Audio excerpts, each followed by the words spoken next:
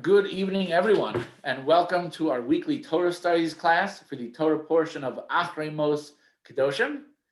It's fabulous to be back live with all of you. The past 2 weeks, I had to record the class in advance, but it's wonderful that I'm able to see all of you on the screen here today. So I want everyone to close your eyes for a second. Now, it's not critical that your eyes are actually closed, but think a little bit in your mind. Imagine this scenario. Picture in your mind Yom Kippur. You are in the shul on Yom Kippur. What are you experiencing? What are you seeing? What's taking place? The things that are probably popping out in your mind, that are sticking out, are fasting and praying. Beautiful singing. The chazan is leading the services. The rabbi is giving commentary. The rabbi perhaps gives a little bit of a longer sermon. But that's the typical Yom Kippur experience. Long hours in shul, a lot of davening, a lot of singing, a lot of speeches, and fasting. Now, if we go back to the temple era, there was definitely singing, there was davening, there was fasting, but there was another element that was an absolutely critical part of the Yom Kippur experience, and that were the sacrifices that were brought in the temple and the role of the Kohen Gadol, the high priest, in administering the day. The Torah tells us in this week's Torah portion that on Yom Kippur, the Kohen Gadol had to wear special linen garments, different than the usual 8 more fancy garments with all the gold and the stones that he used to wear on a regular day. The Kohen Gadol had to go to the mikvah 5 times in one day. The Kohen Gadol performed all kinds of sacrifices, all kinds of rituals in the temple on Yom Kippur. Let's go to text number 1, this week's Torah portion. For on this day, he shall effect atonement. For you to cleanse you before God, you shall be cleansed for all your sins.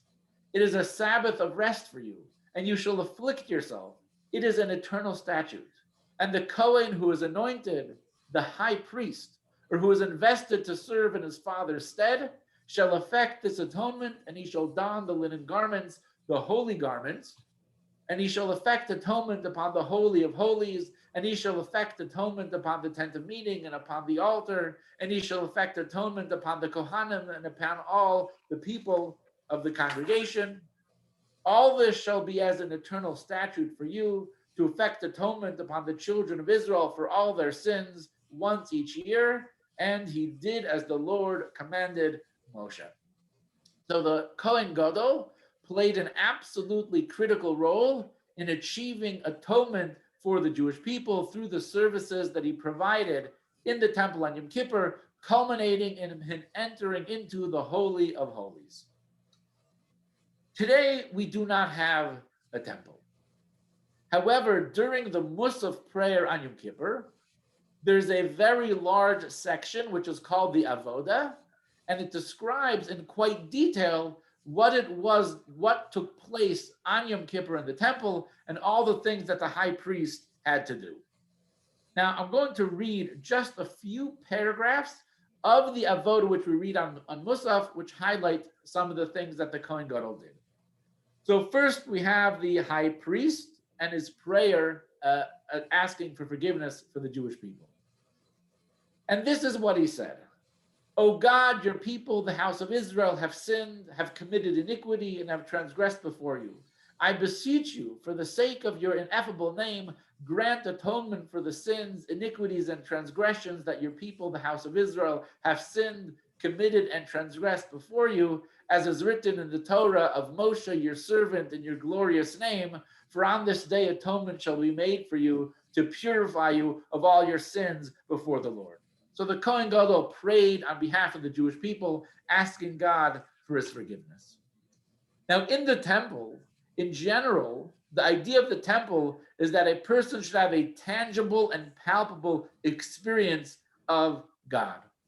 As a result of it, you really felt a sense of awe. So any experience in the temple was meant to be awesome in the sense of it actually caused you to feel a sense of awe. This was especially pronounced on Yom Kippur, when the Kohanim pronounced the ineffable name of God. We know the name, the Yud and the Hey and the Vav and the Hey, right? We don't pronounce it as it is read. On Yom Kippur, the name of God was pronounced as it is written, and the palpable presence of God was so concrete that we read in text number 2b, and when the priests and the people standing in the temple court heard the glorious and awesome name fully pronounced, issuing from the mouth of the high priest in a holiness and purity, they would bend their knees, bow down, and fall on their faces and exclaimed, "Blessed be the name of the glory of his kingdom forever and ever." Now we recreate this experience when we're davening in shul. We recreate the experience by saying this paragraph, and when we say bend their knees, bow down, fall on their faces, we also bend our knees, touch our head to the ground, we fall on our faces, and we say, "Blessed be the name of the glory of his kingdom forever and ever." We're doing it because it says it in the machzor to do it. In the temple era, they did it not because they were instructed to, but they felt the presence of God so powerfully that they were almost forced to bow themselves before God in submission to him. Their knees touched the ground, their head touched the ground, due to the palpable presence that they felt of God at that time as a result of the Kohen Gadol, the high priest, pronouncing the ineffable name of God. The next text is part of the prayer that the high priest prayed on behalf of the Jewish people, requesting a good year. So the following was the prayer of the high priest. "May it be your will, Lord our God and God of our fathers, that this coming year shall be for us and for all your people, the house of Israel, wherever they are, rich in rain if it's hot. And when the world is in need of rain, do not permit the prayers of travelers with regard to rain to gain entrance before you. May your people, the house of Israel, not be dependent for their livelihood upon one another, nor upon any other people.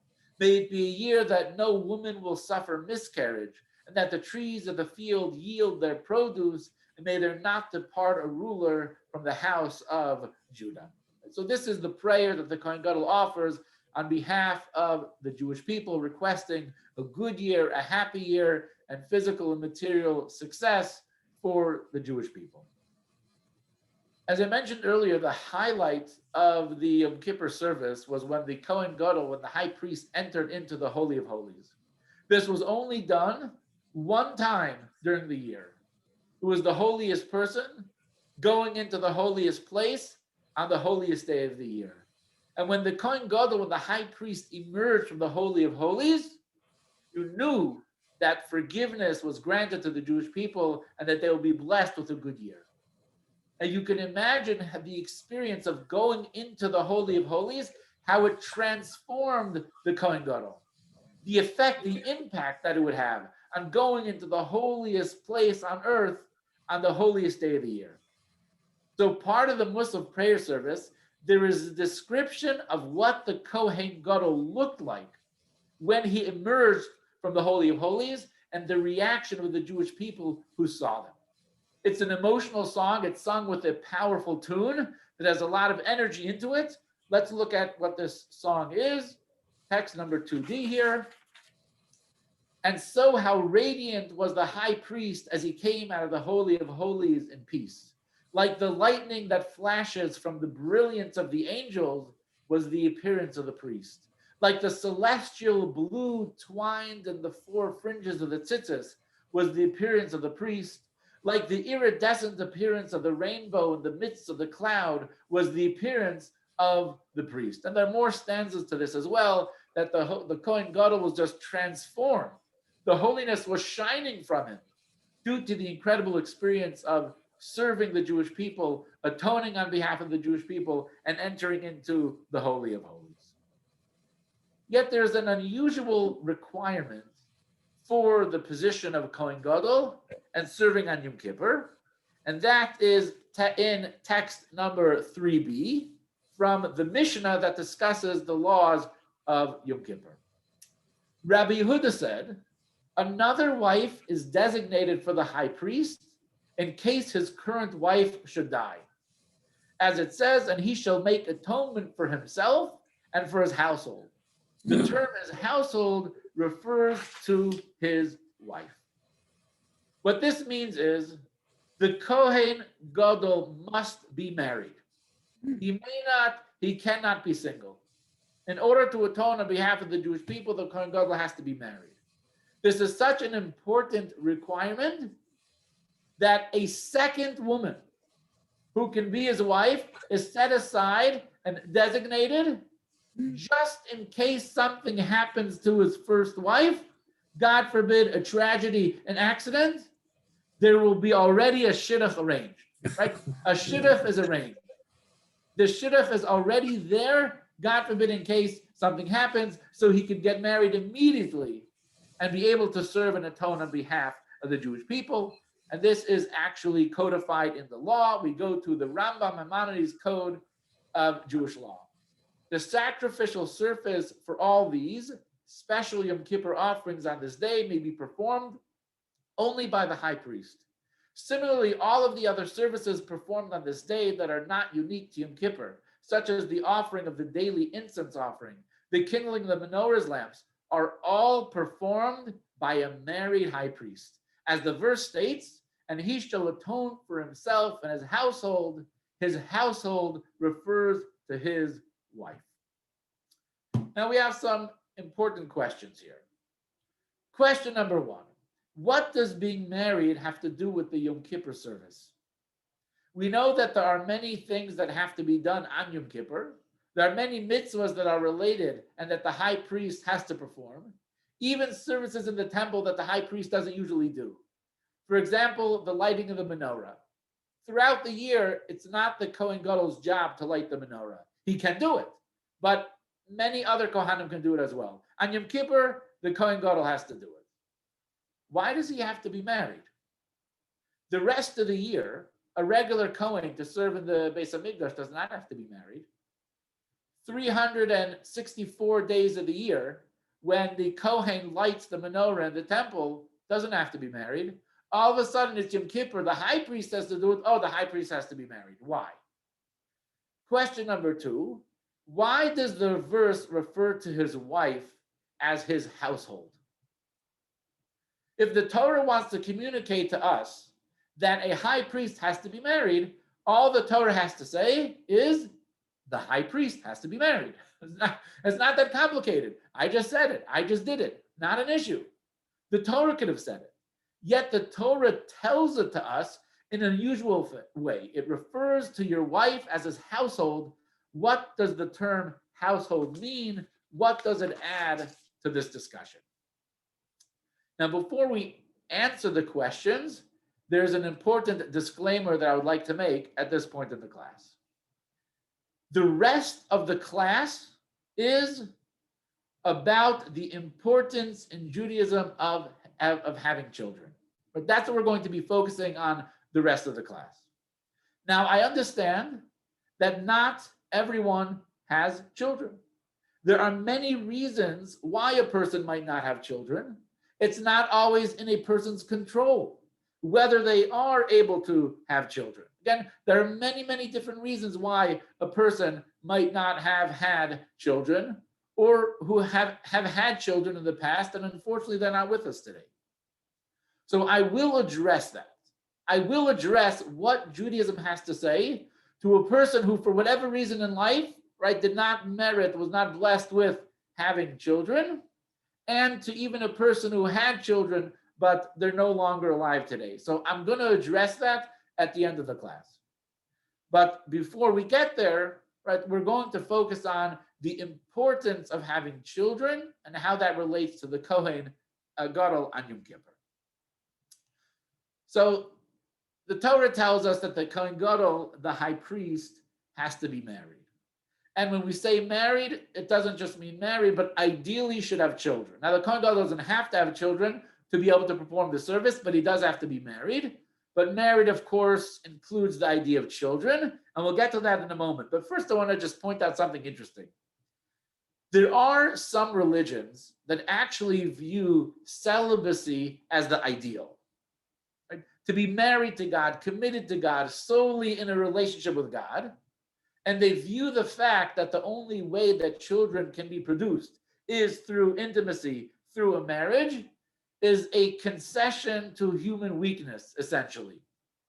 The ideal is celibacy, not a big fan of the marriage relationship. However, the Torah perspective is radically different. The Torah says marriage is a mitzvah. It's not a weakness. It's not a concession. It's a mitzvah. It's holy. It's pure. It's godly. It's sacred.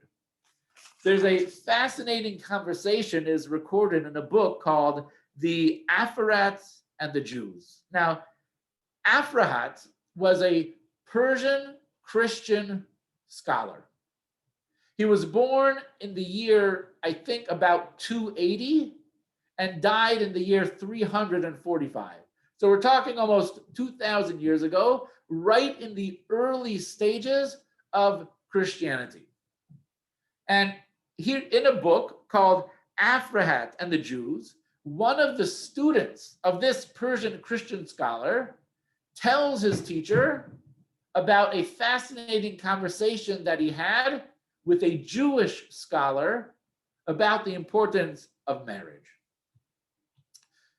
They, the Jews, say, when God created Adam, he thus blessed him, saying to him, be fruitful and multiply, procreate and fill the earth. Also to Noah. Now, I took out some of the next few lines, but where it says also to Noah, Abraham, Isaac, Jacob, Hannah, in the original text, there are a bunch of verses in the Torah where God communicated this to Noah, Abraham, Isaac, Jacob, and Hannah. But you, the Christians, do a thing which was not commanded by God. For you have prohibited procreation. You do not take wives, and you do not become wives for husbands. You hate procreation, a blessing given by God.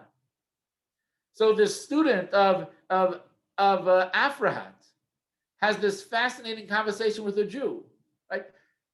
Catholics, the priests do not marry.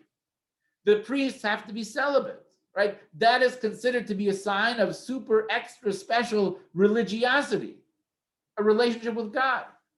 What does the Torah say? And the Jew says to him, the Torah says, be fruitful and multiply, procreate and fill the earth. We have it repeated again and again and again to Noah and to Abraham and to Yitzchak and to Yaakov and to Hannah. It's all over the place. But you Christians do something that God did not command. Right? You abhor marriage, procreation, all of these things, and have banned it from your clergy. So we see that even 2,000 years ago, the Jewish people had a very different approach to marriage, to children, to family than many other religions and cultures have had. In fact, the mitzvah to procreate and to have children is the very first mitzvah in the entire Torah. The first command given to Adam in the Garden of Eden is to be fruitful and multiply, to procreate and fill the earth. This, of course, stresses the profound importance of the mitzvah. We go now to text 9 to the Rebbe. Bearing children is a mitzvah in the Torah, and not just any mitzvah. It's the very first mitzvah in the Torah. Sequence in Torah is significant. Be fruitful and multiply and fill the earth and conquer it is quite literal, namely that we should have children, many children, and raise them in a manner that they can go out and conquer the world. Jewish ethical works speak of this idea. On the verse, and you shall light the candles, stated regarding the menorah, they speak of the notion that every Jew is considered a candle. A candle is not meant to lie in a box unused. Rather, the whole point is to place it in a candelabra and to kindle it together with the rest of the Jewish people. From the moment he or she is born, every Jewish child is a candle. The goal is to raise them to be an illuminating candle, so much so that they eventually fill the earth and conquer it. So here the Rebbe is stressing the importance, the value, and the significance of having children to fill the world, but not just to fill the world, to illuminate the world, to light up the world, and to make it the divine home that God intended it to be. So children are very important. Because children are so important, this is why the Torah calls a marriage a household. Because when people get married, the idea is it's not an option to have children, it's a mitzvah to have children. And when a couple has children, right, their house truly is transformed into a home. It's not just a place where people sleep. It's not just a place where people eat. It is a place that has an energy, right? It's a place that has a mission, that has purpose. It's a place of comfort and security. It's a place where the next generation is raised and educated, right? A home is such a powerful and deep idea. So therefore, when the Torah wants to communicate to us that the Kohen Gadol has to be married, the Torah tells us the Kohen Gadol has to have a household, because a marriage is not only about the relationship between the husband and wife. It's more than that. It's about raising a family. It's about creating a household. It's about creating a home. Get that in a second. Okay. Now, we are not minimizing, right, at this point, the importance of the relationship between a husband and wife. Right? We're not trying to say that a marriage is defined by children. With no children, it's not a marriage. Absolutely not. Judaism does not define marriage as only being about producing children. We see this in the book of Devarim, where the Torah says, when a man takes a new wife, he shall not go out in the army, nor shall he be subjected to anything associated with it. He shall remain free for his home for 1 year and delight his wife, whom he has taken. The Torah says when a person gets married and newlywed, should be off for a year from being forced into various communal obligations. Why? So he should spend quality time with his wife, to strengthen that relationship, to solidify that relationship, to be happy in that relationship. It has nothing to do with children. A husband and wife should love each other, care for each other, should be happy with each other. Are children important? Yes, children is important and it's critical. But you should not fall into the trap of this stereotype that you often see about religious communities that stress the importance of having children, that what are women? They're just baby-making machines. That is absolutely not the Torah perspective. The Torah tells us, our sages commanded that a man honor his wife more than his own person and love her as he loves his own person. If he has financial resources, he should offer her benefits in accordance with his resources. He should not cast a superfluous measure of fear over her. He should talk with her gently, being neither sad nor angry. The Torah believes a husband and a wife should have a healthy and wholesome relationship, love, friendship, right? Companionship. However, at the end of the day, right, having children is a critically important part of a marriage. Therefore, when the Torah wants to tell us that on Yom Kippur, the Kohen Gadol must be married, the Torah uses the terminology of household, because the household tells us, household informs us that it's not just that they're married, but they're building a home, they're building a house, there's going to be children. That's ultimately what it's all about. So therefore, on Yom Kippur, right, a person has to represent the Jewish people. Who is the person that should be representing the Jewish people? The person who lives and represents and expresses Judaism to the fullest. Who is the appropriate person to do it? Not just the Kohen, not just the Kohen Gadol, but the person who is married. But not just the person who's married, a person whose marriage embodies the idea of creating a household, right, with children, which ultimately is the highest ideal within Judaism. So the mitzvah of having a family is rooted in the idea of marriage. The Torah calls it a house for the family that a marriage creates. In the Rebbe's words, the high priest is our ideal to be looked up to. He must be a complete person one who has not just a marriage, right, but a family is complete. Now we can appreciate what's so great about the fact that the high priest on Yom Kippur must be married. And moreover, one who understands that marriage is about building a home. This quality, in fact, makes him personally a more complete person. As the rabbi said, anyone who doesn't have a house is not a person. And in the just to pause here for a second, the quotation of anyone who doesn't have a house is not a person means, right, until a person owns a home, right, you're more transient in this world, right? When a person owns a home, they're rooted, right? So the Talmud says anyone who doesn't have a house, not a person, because you could be kicked out, it's not your place, you're transient. If you have a home, right, you have that strength. However, the Talmud says anyone who doesn't have a house is not a person means anyone who doesn't have a spouse, right? Anyone who's not married is not a person, right? By having a house, one attains the true quality of a person. We know that God created each person, a man and a woman are two halves of each soul, right? So when a person is married, right, that is the way that a person can fully maximize and express themselves. Okay.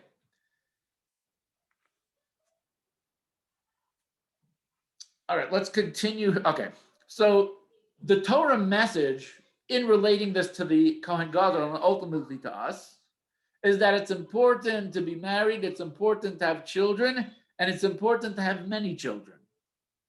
Now, in the world that we live in today, what the average person values more than anything is their career and the income that ultimately they're going to make.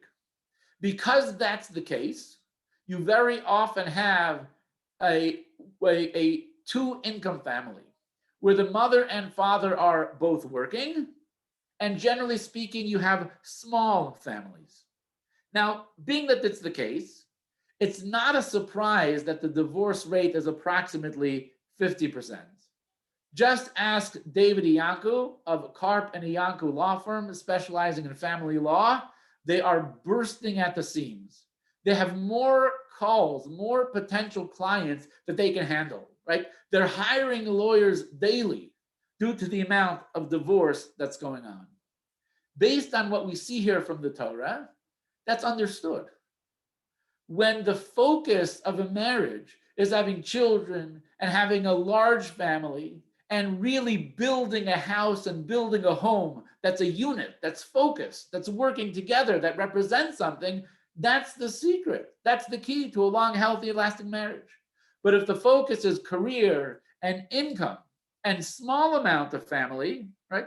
No focus on building a home, it's very difficult to make these marriages last. And it's strange because everyone I know agrees that family is the most important thing. Everyone's, family is the most important thing. If family is the most important thing, number one, we should focus more and give more attention to our family. And number two, have a greater family, a bigger family, of course, by having children. And this, of course, applies to people who have grandchildren, or that they should tell their kids who are grown that they should have many more children, because it truly is one of the greatest blessings. In the words of the Rebbe again, having children is one of the greatest blessings God can grant a husband and wife. This is something any average person can appreciate. The greatest possible nachas, pride and joy a parent can have is to have children and witness them growing and following a path of Torah and mitzvahs. So this past Shabbos, I was in New York. I got to spend a little time with my grandfather, right? My grandfather is 93 years old. Physically, he's very, very limited. He's hunched over. He cannot lift his head. His head is kind of like permanently in this down position. He can't lift it. He can't move it. He walks with a walker. He needs the care of a nurse practically 24/7. It's very, very rough for him because he was a person who was my size, literally as strong as a rock. You never saw a person mighty like my grandfather. For him to be so physically diminished, it's tremendously challenging, and his mind is sharp as a tack. So he's fully aware of the challenges that he has. But what did he say to me then, and what does he repeat to me all the time? The greatest pleasure and joy that he has in life is the nachas that he has from his children, his grandchildren, and his grandchildren, right? There's no greater blessing than that. Throughout history, pious Jews have always considered a large family as the greatest blessing there could possibly be. Indeed, some of them were blessed with many children. So, for people who are single, get married. For people who are married, who don't yet have children, right, have children, right? Have a fabulous family. For people who are older, and maybe maybe you can encourage your children that they should get married and that they should have children, and not just have children, but to make sure that they really build a home. Right now, I want to address the issue that I brought up before. What about people who did not have any children, who could not have any children, or who maybe their children are no longer alive? Whatever the circumstance of your particular life, sometimes it happens this way. That's the way it works out, right? A person does not have any children either yet, or may not be able to have children. What does the Torah say to such a person, right? I just spent a significant amount of time going on and on and on about the importance that the Torah places on having children, and why the Kohen Gadol, to be able to do his job, he has to have children. He has to know what that means. He has to be it's the highest value in Judaism. He has to live it out. So what about a person who doesn't or can't have children? So we go to text number 16. Rabbi Yitzchak Arama, he's known as the Akedas Yitzchak. He was born in 1420, passed away in the year 1494. He was a Spanish rabbi and philosopher known as the Beis Akeda after his work Akedas Yitzchak, an influential philosophic and mystical commentary on the Torah. After initially serving as head of the yeshiva in Zamora, Spain, he was appointed as a rabbi and preacher in the community of Tarragona. His writings were received favorably by his peers, including Rabbi Dan Yitzchak Abarbanel.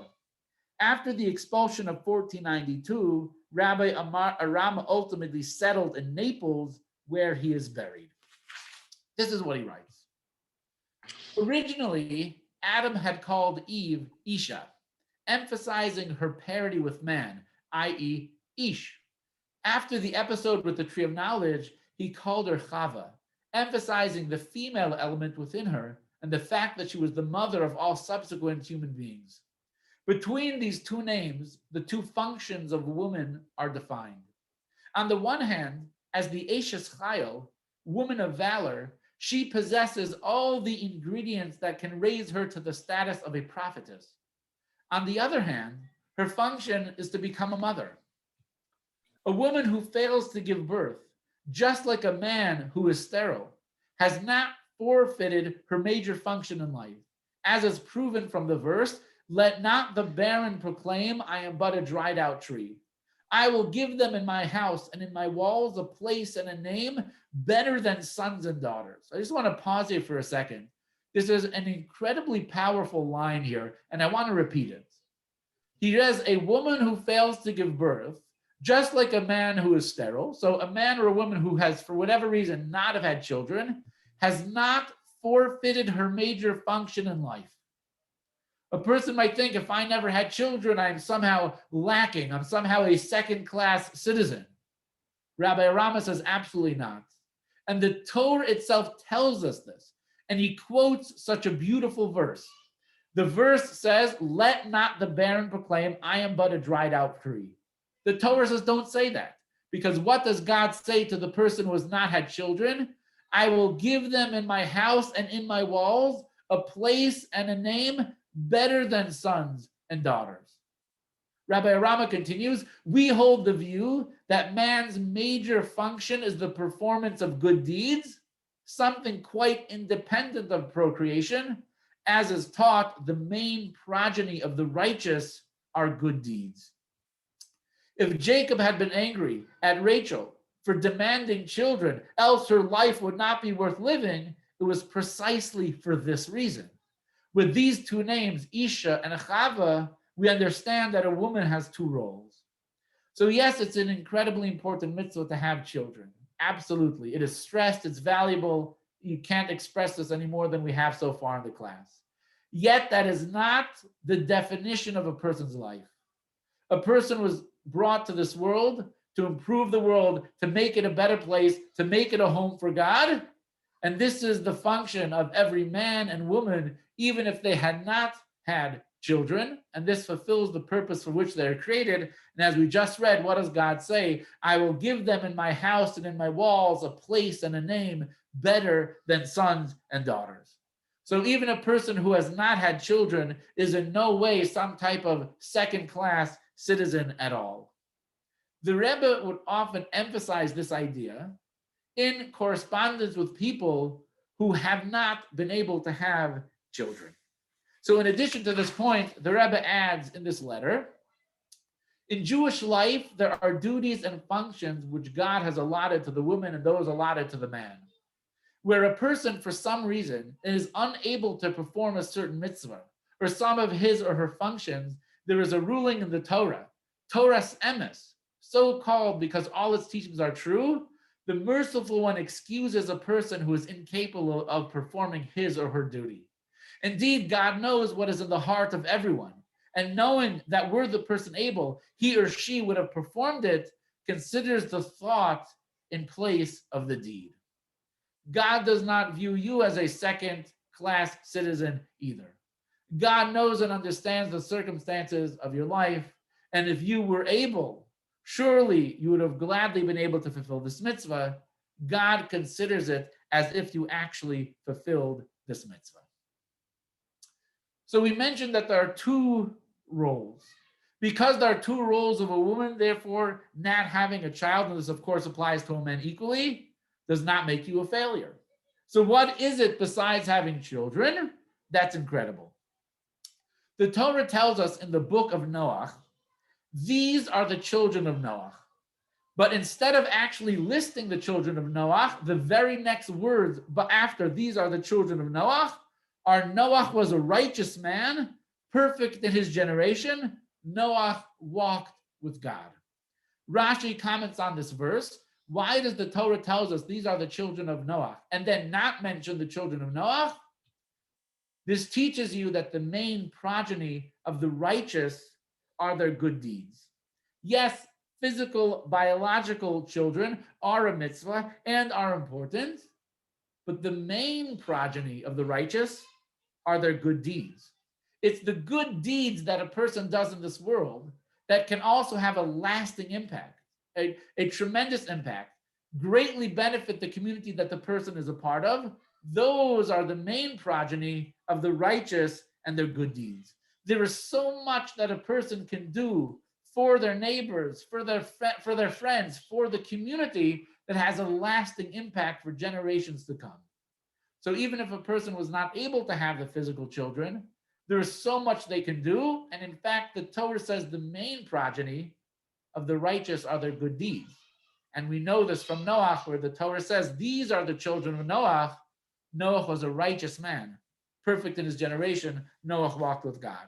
When we are righteous, right? When we try to walk with God, when we try to live a life of Torah and mitzvahs in a way that impacts the community in a tremendous way, that is the main progeny. But there is more. The Torah says these are the descendants of Moshe and Aaron on the day that God spoke to Moshe at Mount Sinai. These are the names of the sons of Aaron, Nadav, the firstborn, Avihu, Elazar, and Isamar. Now, Rashi comments on the verse, yet only the sons of Aaron are mentioned, right? In the verse, it says, these are the sons of Moshe and Aaron, but only the sons of Aaron are mentioned. However, they are considered descendants of Moshe because he taught them Torah. This teaches us that whoever teaches Torah to the son of his fellow man, Scripture regards it as if he had begotten him. So the Torah tells us that if you teach Torah to somebody, or you are cause and are you cause, you sponsor, you fund, you allow Torah to be taught to others, it is considered as if you have fathered, you have mothered, you have given birth, you have actually raised those as your children as well. So what about a couple that can't have children? We learn two very important positive things. Number one, every good deed one does has a lasting effect on this world. And to Hashem, this is just as precious as having children. There is so much good that we can do. There's such a powerful way that we could leave a lasting impact on this world with the deeds that we do. In addition to that, students can also be considered to be children. This can be anyone that you mentor, anyone that you share life experience with, anyone that you give advice and guidance to. This certainly applies to teaching Torah. This certainly applies to enabling other people to teach Torah, donating to schools, donating to preschools, donating to shuls, right? Supporting adult education. Doing these things from a Torah perspective is equivalent to parenting, to give birth to children. And we know this from a biblical verse in the Torah, where the Torah considers Aaron's children to be equally the children of Moshe because he taught them.